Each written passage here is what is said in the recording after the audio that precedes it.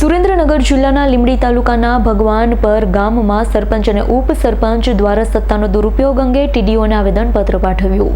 સુરેન્દ્રનગર જિલ્લાના લીંબડી તાલુકાના ભગવાનપર ગ્રામ પંચાયતના સરપંચ અને ઉપસરપંચ દ્વારા પોતાની સત્તાનો બેફામ દુરુપયોગ કરી વહીવટી મનસ્વીતા દાખવી ગામના 33 જેટલા ગરીબ લોકોના દબાણો દૂર કરવામાં આવ્યા હોવાનો ગંભીર આક્ષેપ ઉઠાવ્યો છે.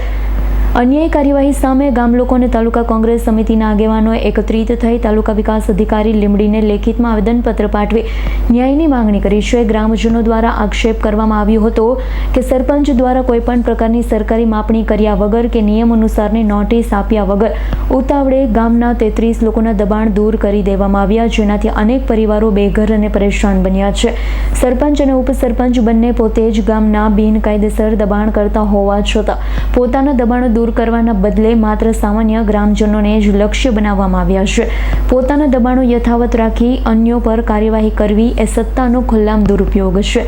ત્યારે ગામ લોકો અને કોંગ્રેસના આગેવાનોએ માંગણી કરી છે કે માપણી વગર અન્યાયી રીતે દબાણ હટાવાયેલા 33 ગ્રામજનોને તાત્કાલિક યોગ્ય ન્યાય અને વળતર મળે. સરપંચ અને ઉપસરપંચ દ્વારા કરવામાં આવેલા સરકારી જમીન પરના તમામ બિનકાયદેસર દબાણો તાત્કાલિક દૂર કરવામાં આવે. સત્તાનો દુરુપયોગ કરનાર જવાબદારો સામે કડક કાનૂની અને વહીવટી પગલાં લેવામાં આવે. Bureau report S9 news Surendranagar. અમારી તમામ માહિતીથી અપડેટ રહેવા માટે જોડાયેલા રહો S9 ન્યૂઝ સાથે.